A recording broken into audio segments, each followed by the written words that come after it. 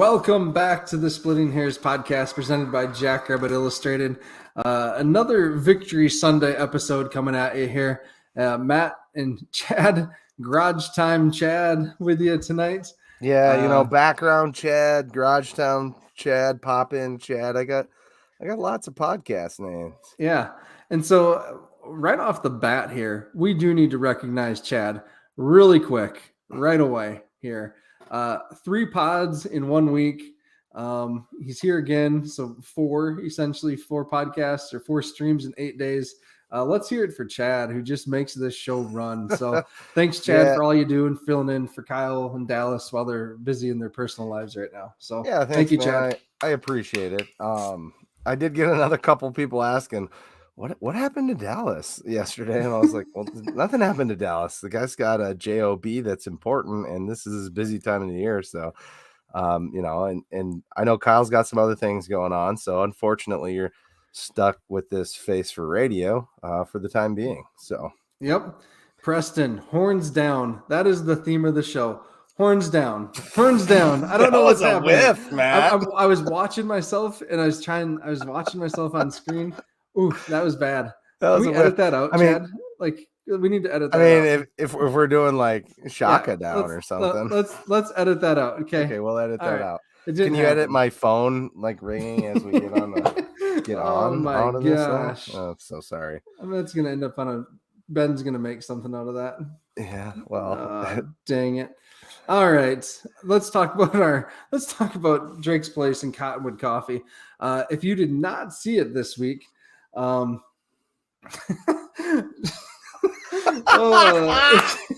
you did not see it, if you did not see it this week, Brendan was up in Bowdle, South Dakota at Drake's Place and posted a live video of him wandering around Drake's, checking out the food options, ordering some different foods, stumbling into the bar.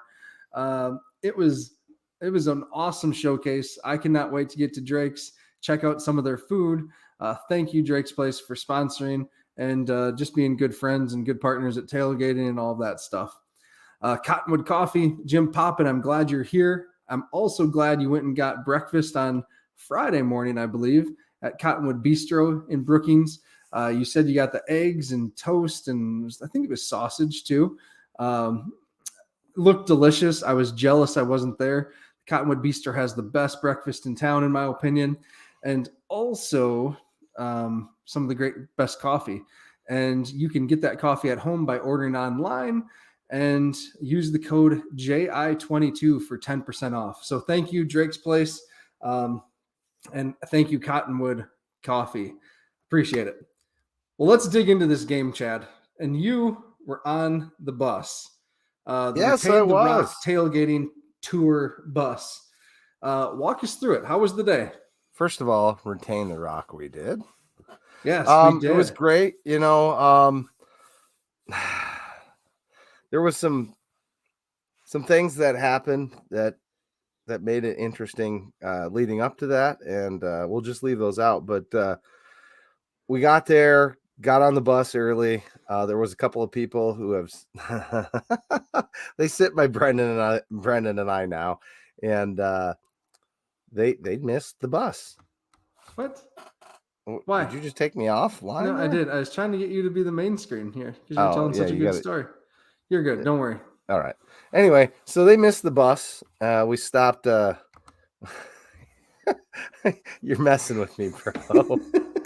How do you like it? How do you like it now? Yeah, right. There you go. I get it. No, they missed the bus, so we stopped at Stone's gas station in Watertown, and we had gotten word that they were going to try and catch up with us, and so we stopped. We picked up the people there. We had picked up like 6 people there. Terry and his wife, the youngins, made it. Hi, Terry. I see you're on there. Yeah, the wheels on the bus and the drinks went down for sure. So then we hopped up the road a bit, and we got to Summit. We picked up one person there, and when we got there, it was like, oh, they're only like 10 minutes behind us. And so it turned out they were a little less than 10 minutes, about 2 or 3, as it turned out, an old Saturn can do about 110 on the interstate, apparently, if there's no cops around. And so they caught up, and they caught up later on the alcoholic front too, because I think they left their car there last night, and I know they did. So they had to go back up to Summit at some point today or tomorrow to get their car, because they were probably not in any shape to drive by the time we got back to Summit on the way home. We had a great setup at Buffalo Wild Wings. Tom and his crew, the Brookings Chamber, did an excellent job. We had more than enough. Yeah, thanks, Corey. It was a fun ride. We had more than enough food up there. We got there. Buffalo Wild Wings allowed us to set up our podcast on the rooftop bar over their beer garden, I think is what they call that. And so we had the Fargo Dome in the background. And a mad shout out to the Hair Raisers podcast and Phil for letting us borrow his equipment. That went pretty smooth. I'm sorry if the audio was off a little bit on that, because and that's on me. We were working on a hotspot, and it's the first time using that audio equipment. So Matt Frazee was a great guest. We had guest picker Josh in there. He really wanted to get his picks in, and Brendan's dad even made an appearance. So that was great. And then the game was the rooftop was bussing. Well, I mean, I know that's slang, but I guess the people from the bus were on the rooftop, so it was bussing. Anyway, that's a dad joke. Oh my gosh. We went over and watched the game, and after the game, we're really excited, obviously, and the bus ride home was pretty cool because everybody was in great spirits. So, yeah, excellent event. I hope we can continue to do that. We need to support those things, us fans, to make sure that they keep going. Otherwise, we won't have those opportunities in the future. They originally set it up, I think, to have a couple buses. Unfortunately, we didn't quite fill that many. So, and then at the end, it sounded like there was people that wanted to go that missed out. So you need to jump on those things when they happen, folks. Yep. Get behind them. I'd love to see it where we get some kind of busing service eventually between Sioux Falls and Brookings for home games.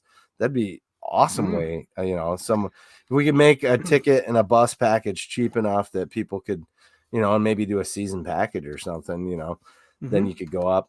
We'd have you could tailgate at the alumni tailgate or whatever, and just make it easy to drive, to not have to worry about driving home, essentially. So yep.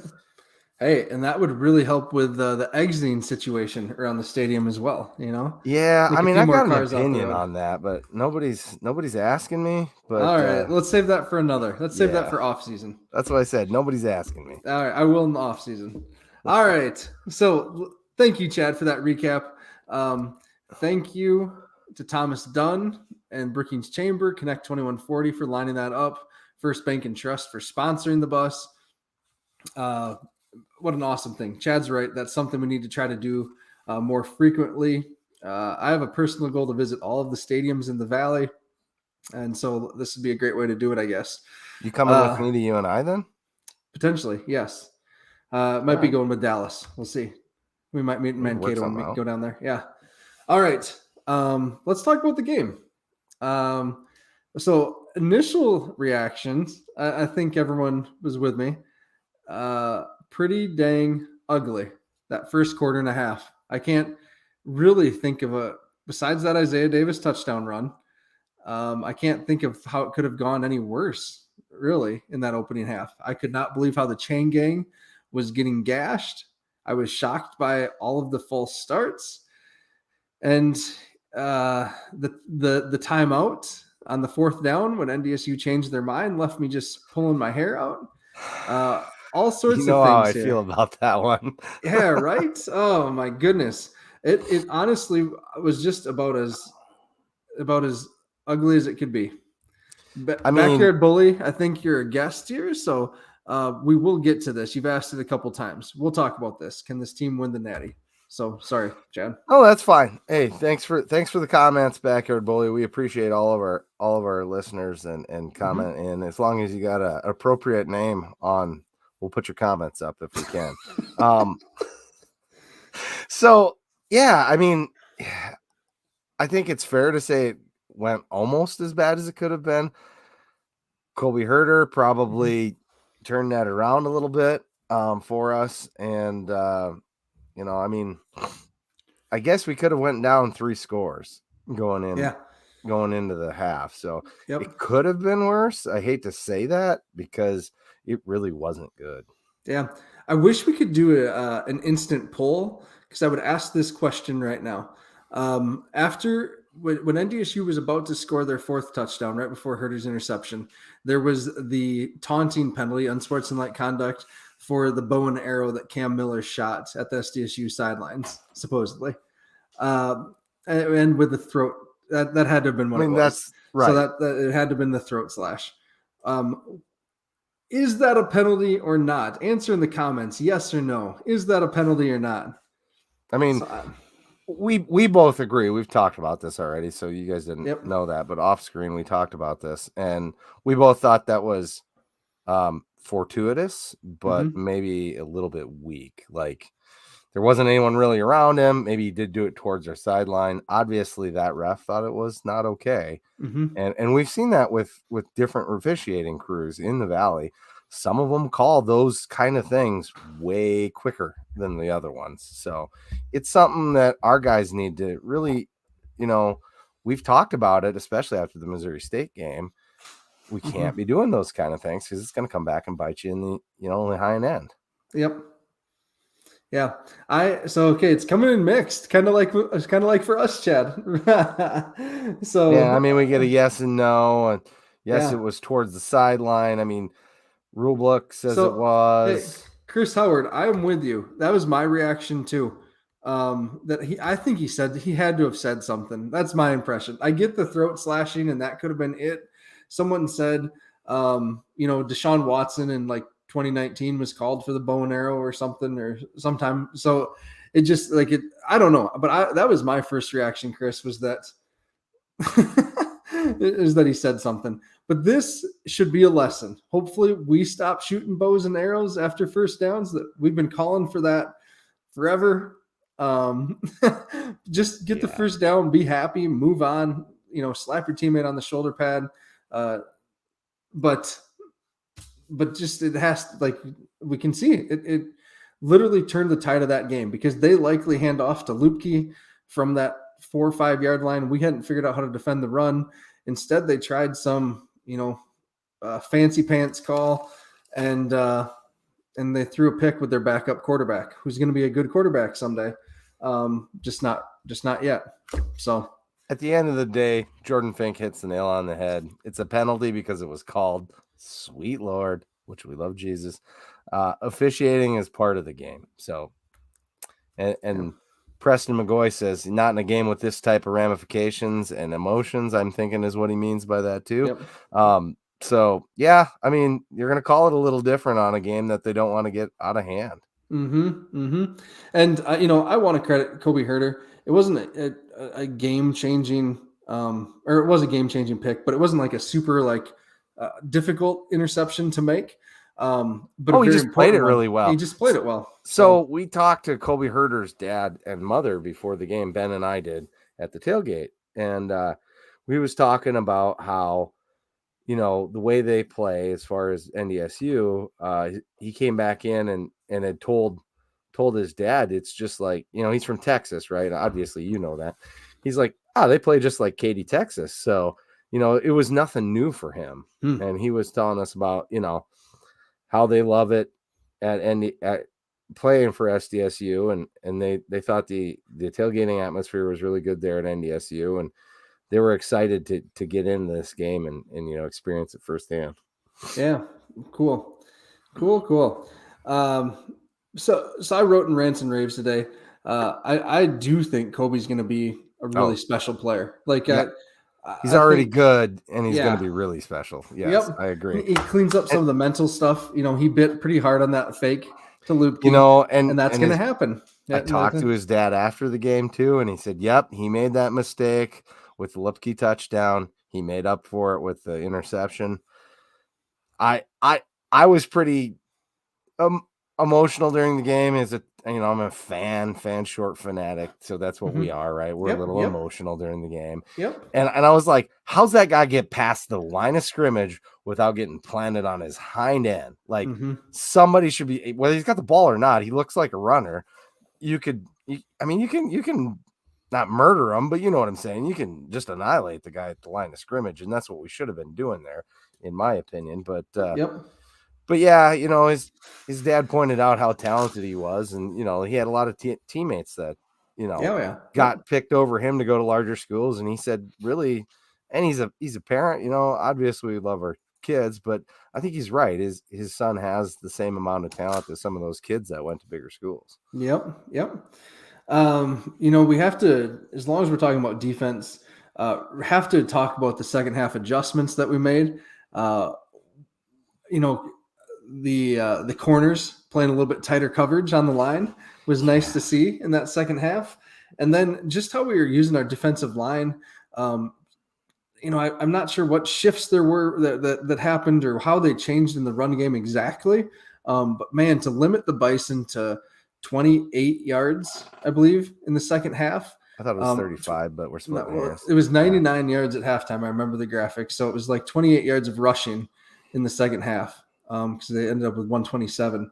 Just phenomenal. Like that's unheard of. And so I think overall they had 127, 128 total yards on the ground. Yeah, 127. Yeah, so just ridiculous. 29 attempts. So yeah, just ridiculous. So that was great. Seeing that and doing it without Jason Freeman and Dayton McGoy for most of the game. Right. I don't think Jason Freeman even played a snap.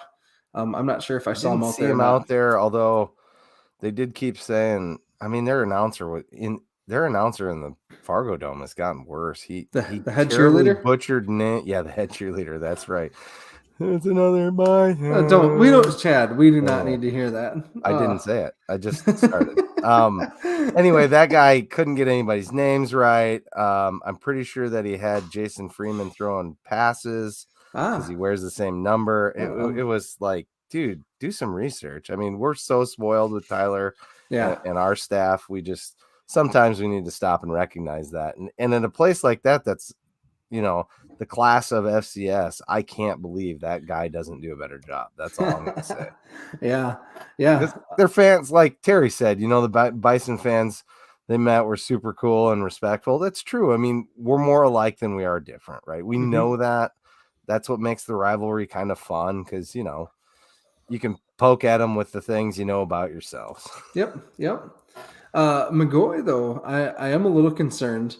His arm was in a sling at the end of it. The pictures and video are out there of the celebration. He's seen in the bottom right corner of the video that Ben posted in a sling. So whether it's collarbone or arm or whatever, likely not good if it was already there. But he looked to be in good spirits. So hopefully it's nothing long-term because that boy has been playing awesome this year. And really with Caleb Francil already out, like that's not a good deal there. We need, because that really just leaves Isaiah Stallbird that left at that position. Right. So, I didn't really see, Matt, you had a better vantage being on TV. Was Norblade playing this game? Nope, Norblade was not playing. Nope, he's not back yet. So we'll have a little more safety depth when he gets back. So maybe that would be nice. Frees Stallbird up to just focus on linebacker. So here you go. There's your answer, Matt. Hurt his elbow. Not sure about Freeman. Okay. Thank you. Thanks, Preston. Appreciate that. So yeah, that's something to watch. Well, we need to talk about offense, right? And so offense, started out obviously with the impressive drive, ran it right down their throats. I thought, here we go, we're going to cook. And then a whole barrage of penalties started to happen and just got behind the sticks one too many times and had to punt. And then NDSU turned around and ran it right back. So it's one of those things, Train. It's one of those things that I wrote. I was incredibly impressed with Mark and how efficient he was the whole day. We didn't do much to stretch the field, but he was good with his legs, picking up 3-4 yards every time he decided to run the ball, and had a really good completion percentage. and just was smart with the football. It's those games you can never turn it over, and he never even put it at risk, in the passing game. So yeah, 16 and 21, that's not a bad stat line, And for that matter, I mean, not to give them credit, but Cam Miller was equally efficient. So if you look down the numbers, they're all very similar. And one of the things that hops off the page is they got a couple more big penalties than we did, and at inopportune times. Yep. If it hadn't been for that, we might be saying the other thing about our penalties. So Yep. those things add up. We were good on special teams.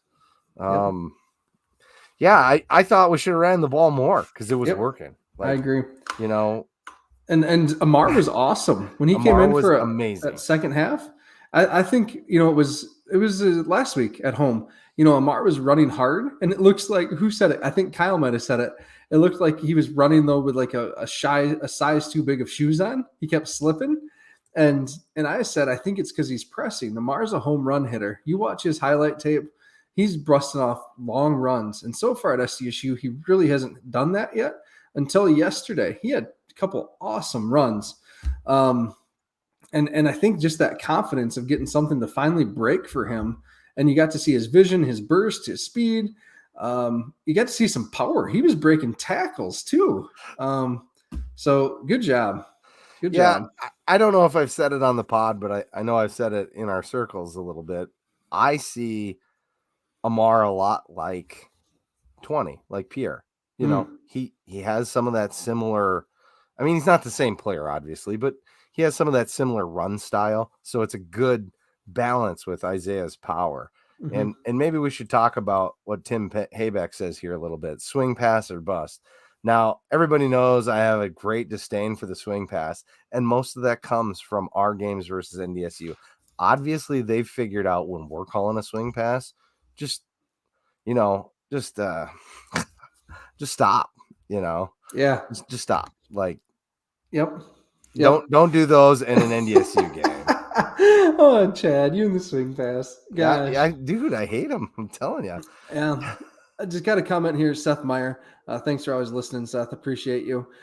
He's been saying for weeks, Amar needs more carries. What a stage to burst onto the scene. So, Seth, I really do think, though, his ankle, I mean, he mentioned it on the post game with Tyler that he finally felt good. His ankle felt good. I've commented a couple times being on the sidelines at home, just like, God, I think Amar just tweaked his ankle again. He's getting rewrapped. So there's something there giving him some grief, but if that's healing, I mean, geez, watch out. What a 1-2 punch with Davis and Amar. So speaking of Davis, a little bit nervous about his health as well. He took some big shots. So we'll see on that. If he's good to go this week against UND or not, or if they hold him for a game just to see. Hopefully it's nothing too serious. But he did go back in. It looked to me to be shoulder, and if I had to guess, I'd hate to say, but probably a partial separation type deal, something that just hurts, and it's just going to hurt, right? Because he came back in that game, but somebody had pointed out that like when he had kind of busted loose after he had been hurt the one time, he got downfield a little ways and paused. I didn't see it myself, but he paused waiting to get hit because I think, because his shoulder hurt. So I don't know. We'll find more out about that, but coach is pretty tight-lipped on what injuries we have, any specifics about them. So Hey, and Garrett brings up a good point. We've mentioned this before. We played what's traditionally a Bison game in efficiency and obviously a formula that works. Execution won the game. Yes, sir. And this is something that we've mentioned, that this team is built to beat NDSU, and we emulated what they did in building their lines, their offensive and defensive lines. We knew we needed to get better at it. We went out and invested some scholarship dollars in it, and it's paying off. You're seeing it. So good observation. Caden Johnson looked great yesterday. I mean, we got so many beasts on the line. Like I said in pregame or pre-pod, I guess, I was a little bit surprised we didn't get home and we didn't get a sack recorded. I know you said that they probably got some that weren't counted as sacks because they got back up to the line, but I thought we had the least amount of penetration that we've had since all year, really. So I'm surprised by that because Well, again, we were all surprised with the first half of our defense, Mm-hmm. and here we're trying to be talking about offense. Well, and yeah, you keep throwing. Hey, man, you talk about what the best thing. He's talking about the separated shoulder, I think, Jordan Fink, and I've Yep. had one myself. So, and actually, the answer to that is yes. It's something that lingers, and then when it gets irritated, it's a stinger at the point of irritation. So it's not fun. I can tell you that. So. Mm-hmm. Yes, the screen game was a mess, Corey. And it has been. I remember this from Dallas Goedert. We kept trying to throw him tight end screens that game in Brookings, and they just had it sniffed out. He got blown up a couple times and smacked pretty darn good. And so I don't know. They just know our screens. I know they have a fearsome pass rush. I think we got to try something different next time we face them. So I mean, I'll gladly give our offensive coordinator, I assume Zach Lujan next year, a $20 bill if we call 0 swing passes and 0 bubble screens against the Bison. $20 bill. I'll buy you dinner. I don't care. I don't like those plays when we play them. That's just my opinion. I'm no offensive genius, obviously. That's why I'm not out there coaching. But for me, from the sidelines, it looks like the Bison have our number on those plays. And yeah. So yeah, we need to give talk about this again. We haven't talked about it since before the season. We talked about it on the B team, but yeah. So the conditioning in depth, the conditioning especially, like this new strength coach, our guys looked the exact same as NDSU was on the field yesterday, physically. I don't know if we've ever necessarily had that where muscle and build and things like that. So, gosh, I just can't wait to have another summer with this strength coach. I mean, my goodness. I take it back. It wasn't on the B team. Kyle and Stack were talking about that. Sorry, I get so many podcasts in a week. Sometimes they tend to run together. I know. Yeah. So, Preston. Thanks, Jordan. Hey, I am part Dutch, Mr. Fink. So you just know how much $20 is. Maybe you guys should do a shake bet, Chad. Yeah, I'll buy him a malt. Or buy him a malt. There you go. I'll buy him a malt. Let's go. Yeah.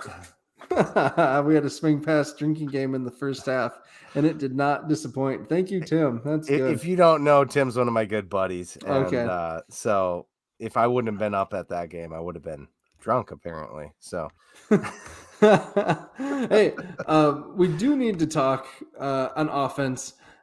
Just I pointed him out in the rants and raves, but John O'Brien, what a miserable first half that he had. I'm sure he doesn't. Yeah, going against Spencer Wagee, All-American caliber defensive end. 5 full starts just on him. Really, Garrett. Okay, I think he really. Had 3, but it was awful. All right, couldn't have gone any worse for his first introduction to the Fargo Dome. Had a message from a former Jackrabbit who talked about that the Jacks had decided to switch their cadence a little bit, and we're going with a silent count in the first half and going off of movement from the defense, just because they couldn't hear, especially on their edge tackles. And then they went back to their clap cadence in the second half, and that worked. And so, I think that was a great change. But man, really some confidence boosting for John O'Brien with the second half he had, in my opinion. He did excellent in the second half. We got to make sure and state that plainly, because we're calling him out for not having a great first half, and he really showed up. I think totally. He's going to really blossom into a great player for us. So yep. All right, so Chad is the podfather now. Good, we can get his face on a flag and sweatshirts and apparel. Nobody wants that. This is face for radio. Remember the garage time shirts are going to sell like hotcakes. Oh yeah, they probably are getting made too. I can't stop that. I don't think that train has already left the station. Yeah, right.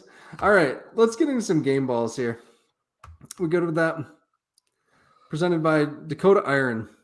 And so I was thinking again, with all the beautiful construction that's happened on campus the last 15 years since I was first a student there. Pretty remarkable. And it's cool to know that Dakota Iron played a major role in many of those projects by supplying the heavy equipment that helped do the construction for the companies that did it on campus. And I met John, like I said, met him last year at a playoff tailgate, and then re-met him 2 weeks ago in Brookings. And it was cool just hearing about his business and how he supports the construction industry, and also farmers, feedlots, and things like that with payloaders and such to help them with their work too. So if you're in need of some heavy equipment, talk to John at Dakota Iron. It sounds like he dabbles in tractors and skid steers too. So Yep. check him out for that as well. Exactly. All right. So game balls, Matt. Yeah. So Chad, let's go through here. You predicted the 605 Hogs, Adam Bach, and Jack Green were your predictions. Yeah, I predicted the 605 Hogs, Reese, and Aiden Dodderman. So I don't know if any of us really hit there. I mean, Bach, I think Bach's a hit. I think you got 605 Hogs had a great game. Really, they had a great second half, I think. Okay. Their run game was excellent. Yes. The entire time. Sure. So. And then our friend Tanner nailed Hunter Dustman on special teams. So yes, he did, and that came up after the game. So Tanner, kudos to you. You called it, and I told you beforehand, and I tweeted it out. Hunter Dustman gets my player of the game. So maybe not a game ball, but game ball for special teams, I guess. Yep. But on the kickoffs, most of them were well placed. Mm-hmm. They almost all resulted. I think they returned maybe 2, 3. They had one big return. I was going to say 2 or 3, and 2 short ones. Yeah, 2 short ones. Yeah, the one was that wasn't on the kicker at all, certainly. So. Yeah. All right. So offensively, I went with Isaiah Davis and Amar Johnson. I thought they were just phenomenal. They're breaking tackles, running hard. Running with a lot of emotion that fired up the team. So I went with those two, the running back tandem. And because of my discussion on who the player of the game is, I'm going to keep that. But somebody had pointed out that Mason, for recovering that ball, was the player of the game. Okay, sir, I won't necessarily disagree, because you could make the case for him and maybe Colby with the interception. I'm going to give it to Mason specifically for that point. And, he might have snuck that one away a little bit with his nastiness. Yeah, I know. Mason. And I love Mason McCormick. When I grow up, I want to be Mason McCormick. Okay. Oh, gosh. Did you? So if you haven't been listening to Kyle's show on Friday with Thomas Stacker, you really need to. It's a phenomenal show. And Stack is providing like a really fresh perspective of someone that was on the team last year, and he's doing a great job with it. And he talks about Mason and says Mason's one of his best friends, but Mason is a mean dude. He's a mean person. He did say that. And then Mason comes up with this recovery on this poor redshirt freshman Carter Menz for NDSU. So good job, Mason. That is awesome. All right. So game ball, I broke tradition on defense and went with Jimmy Rogers and Adam Bach. The adjustments that Jimmy made at halftime and the willingness to kind of say, all right, my game plan's not working. Let's make some adjustments. You don't always see that with coaches, and he did it. So phenomenal job to Jimmy and Adam Bach. He was all over the field on Saturday as well. And again, we can give it to Adam Bach every week, but I thought he really deserved it yesterday. Hitting Lupke in the hole 1,000 times or 15 times. How many ever carries he had? Yeah. Yeah. I mean, Adam Bach's the easy choice, I think, but I'm going to go with Kobe Herter for the game-changing interception. Okay. And he almost had a second one. Yep. I believe. Yep. That one's one that got away, because that would have been a big momentum change at that point in time too. And I told his dad to give him a hard time on that. So you're getting my hard time here, sir. You should have caught that one. Yeah. I hate when it hits in the hands. Yep. All right. Chad Bulls said, need to retain Jimmy as head coach when Stig is done. I think this is happening. I think I was going to say, is that not just almost like signed, sealed, and delivered?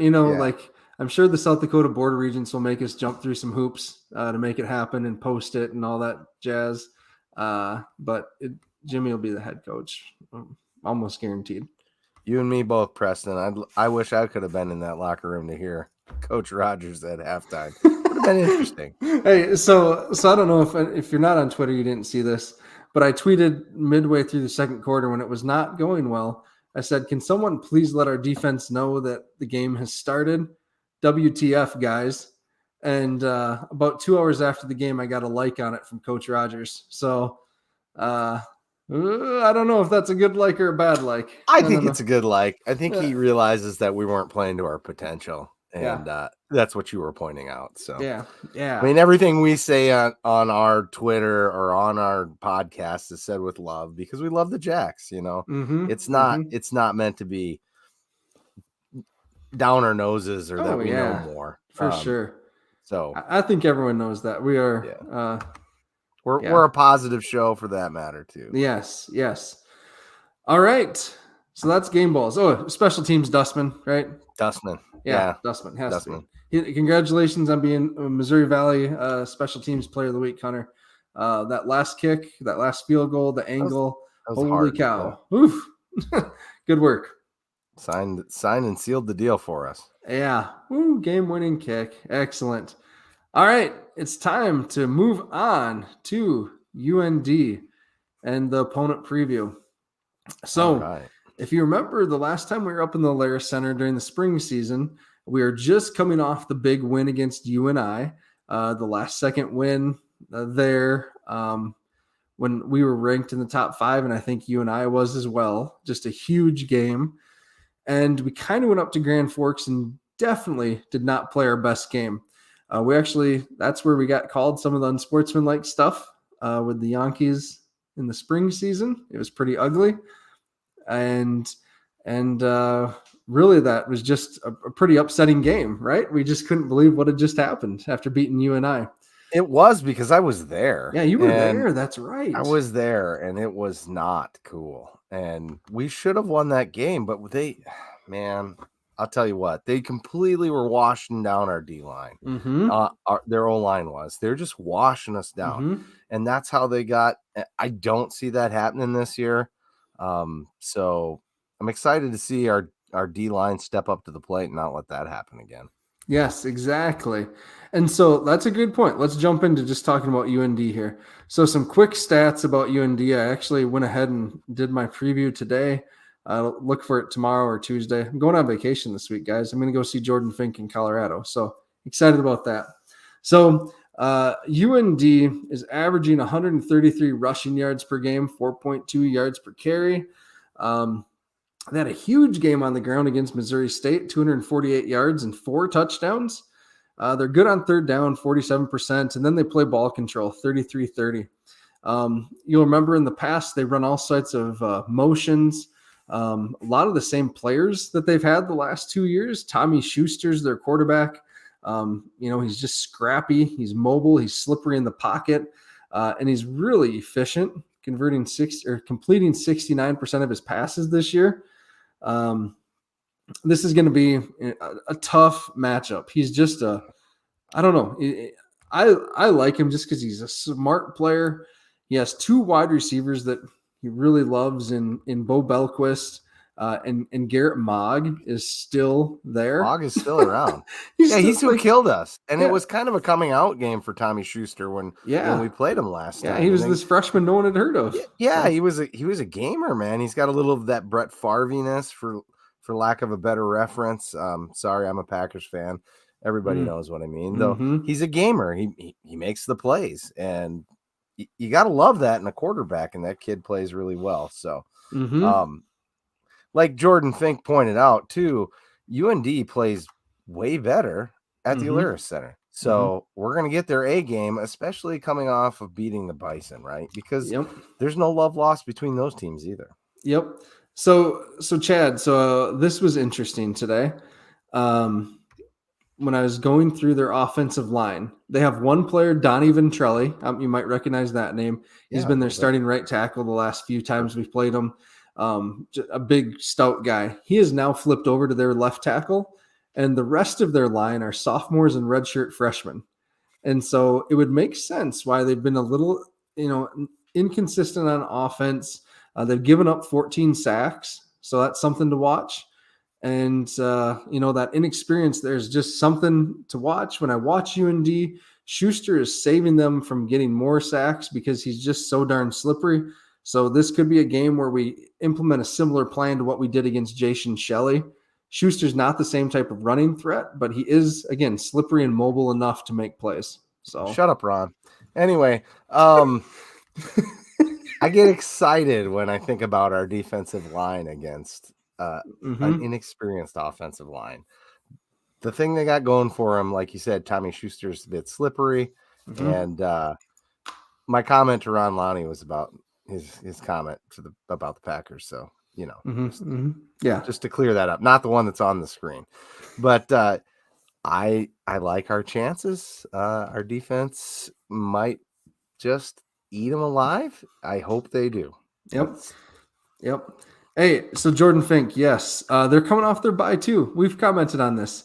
I think this is the second team we have now coming off a bye, right. And then I think we have one upcoming too that's coming off a bye. If I remember, you and correct. I, right? Maybe I don't. It's either you remember. And I or yeah. So just kind of nuts on that, and this we traditionally have a hangover after NDSU. I believe this is a real thing. The physicality that we play in this specific game is tough to come back from.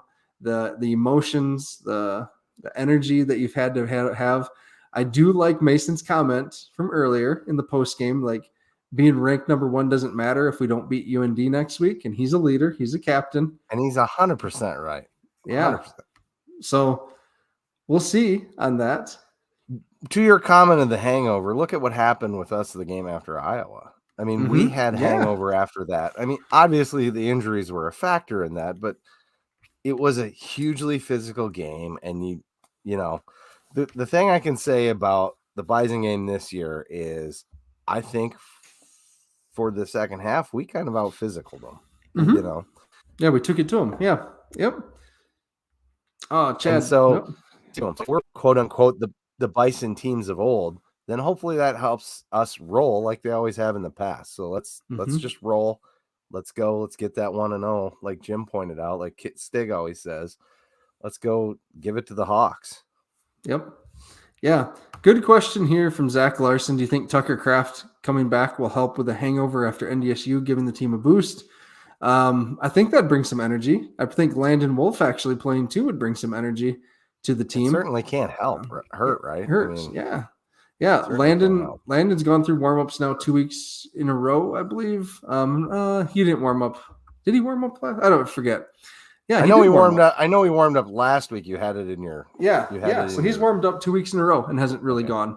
And Tucker, I just was following the comments pregame, and I think it was Dom Izzo, who does a great job up in Fargo, said Tucker Kraft's on the field warming up, but I'd be surprised if he actually plays today.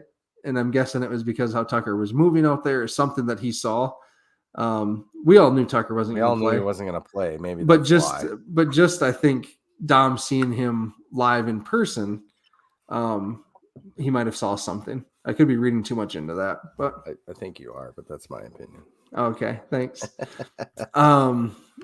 So, Chad? Do you know who UND's leading rusher is this season?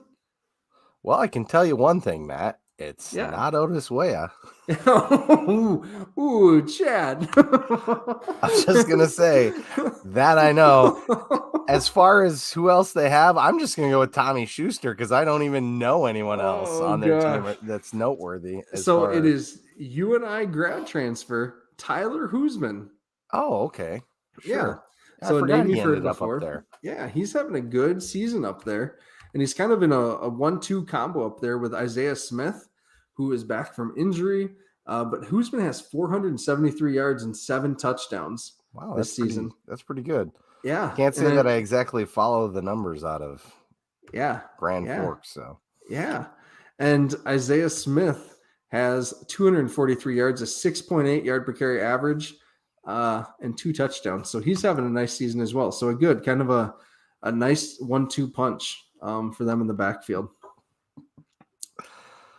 Get some. Oh gosh. All right. So defensively, UND runs a 3-4, which odd fronts, having someone lined up over Gus could be something to watch. They've given us a little bit of problems on and off this year. Gus, I think, is really coming into his own at that position now that he's been playing it for a while longer. We've seen in the past when he had that odd front in front of him, it's when he had more of the errant snaps. So as long as he continues to get the ball to the right spot and blocks well, I believe in Gus Miller. That's what I'm going to say. I believe in him. There we go. And he looked good against USD too, and they're out front. So he looked pretty good yesterday too. So I mean, even though it's not an odd front, he still looked good. Yes. And so Randy, this you're right. UND defense is sieve-like, allows over 400 yards per game, 7 yards per play. Right. Yes, they. This is what I was talking about with Chad before the show.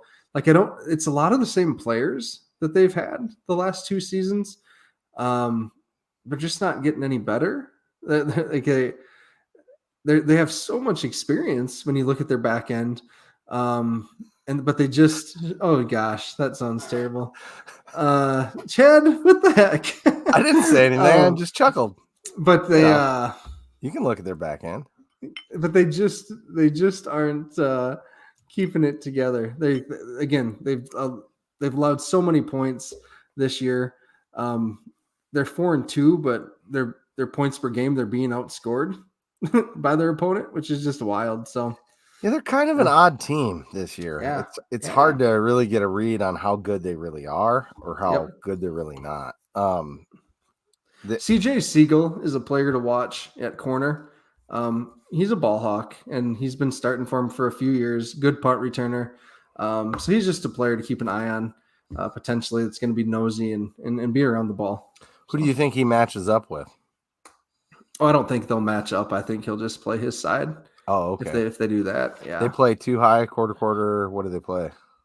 I haven't watched enough on that. Sorry. I haven't watched enough on that. Maybe too in depth of a question. No. I just haven't watched enough. Yeah, right. Me either. So, I do know that they're going to blitz from all over, right? That's something that they do.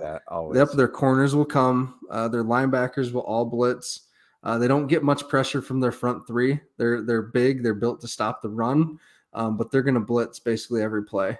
So, I know you say they're built to stop the run, but I like us running on that. Oh, I know. So do I. Yeah. In Mason McCormick and Garrett and Miller and O'Brien, we trust, right? The 605 Hogs. I just won't name them all, I guess.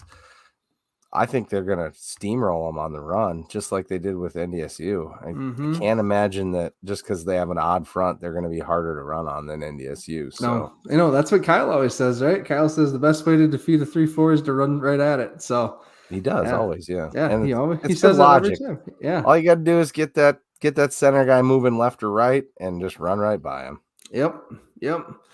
All right. Special teams, though. We know this. UND is going to run some type of trick, fake punt, fake field goal, something. We need to be ready for it. They always do. And they got us with it like twice in that game. Yes. Twice in that spring game. If memory serves me, it was twice. And I'm like, how did we do this twice? Like who was the the shorter linebacker that we had that filled in at long snapper for the spring season?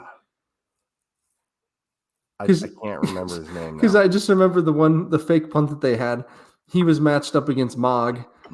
Yeah, and it went like it was just like a jump ball, and it was a 40-yard play too. I mean, it was huge. Yeah, that was those kind of plays can really be Matsko, a minimum swing and a demoralizer, right? So. Yeah, it was Thomas Matsko, who's 5'9", 5'10", Thomas on Matsko, Garrett Mog, who's 6'4". Yeah, just unfair. Just boxed him out. So Matsko was a Nebraska guy, right? Illinois. Yep. Illinois. Okay. Yep. I couldn't have been more off. Nah. So that'll be something to watch. They'll run something fakey, something new. Thanks, get us prepared. So, yeah. Yeah, something to watch. So with that, anything you want to add about UND? Again, they play their best ball in the Alerus Center, and I mean this show must almost be over because my drink's almost gone. Yeah. Time flies, man. Time flies. I think we're ready to do. This is the UND preview. I don't remember who sponsors this segment, but Culver's. Hell yeah, let's put a 50 butter burger on them. Oh, you think so? I love it. Let's do it. No, I don't think so, but I'd like to see it. Yeah. I mean, they play solid football. Their coach is much in the mold of Stig, kind of old school, do your 111th, that kind of thing. Likes a little bit more of the communist football, obviously. And, but if USF can beat them, we can beat them by 50. Let's do it. Yeah. Okay. Ooh, wow. Okay. I think it's gonna be tight. No, I don't think so. I think if we show up and manage and able to not put ourselves behind the 8-ball early, and just kind of manage until we get our legs under us, I think we'll be just fine. So I'm predicting a 31-13 is what I predicted. And I guess I'm going to do a little different spread and a little different point total. Maybe I should clarify since I had problems with that last pod. I'm going to go a little over 2 tuds, 28-10. 28-10. That's not a 50 butter burger. I know. I said we probably. I just love to see it. Okay. I'll tell you what. If we get a 50 butter burger, I'll take my favorite player out to Culver's, and Mason can order whatever he wants. Unless that's a violation. That might be a violation. I don't know. Can you feel it? Yeah. Probably not officially, but I could probably give his mom like a gift card. No, wait, that's not legal either. Yeah, can't do any of that. Yeah, Chad, don't scratch everything that was just Never mind. Can't do any of that. Can't do any of that. My bad. I'll give him a high 5. That I can do. There we go. I can give him a high 10. So not just high 5. Both. Oh my gosh. Is the NCAA recording this? Chad's NIL Chad. Yeah, exactly. Yeah, right. Yeah. Well, if he wants to put Chad on the back of his jersey, then I can officially buy him. Yeah, we are in garage time. If he puts Chad garage time on his jersey, then I can officially buy him something. Oh my gosh. Bumma meal. There you go. Yeah. Bumma meal. It's Hobo Week. Yeah, of course. Whew. All right. Sorry I took us off the rails there. No, it's all right. My offensive player of the game is going to be Amar this week. Again, just on his own. I think that's the right call probably, but just because I don't like saying the same thing as you, I'm going to go with Mark Gronowski. I mean, it's no fun if we agree. Yeah, right? So all right. I'll let you go on D then. You get to choose defense first. I love the D. We're going with Adam Bach because, Matt, come on now. We're going with Adam Bach because obviously, right? I mean, he's going to be the dude, and he continues to be the dude. Mm-hmm. I'm going to go out on a limb and say he gets 3 sacks by himself. Ooh. Okay. All right. I think Cade Tavere. This is a Cade Tavere game. I like this week. So he's going to get some sacks here. I think if he gets matched up with that, he plays on the right side. Anyways, I like Cade Tavere. It's going to be a Cade Tavere game. I'm not sure what we're supposed to stop, Chris, but we stopped. Yeah.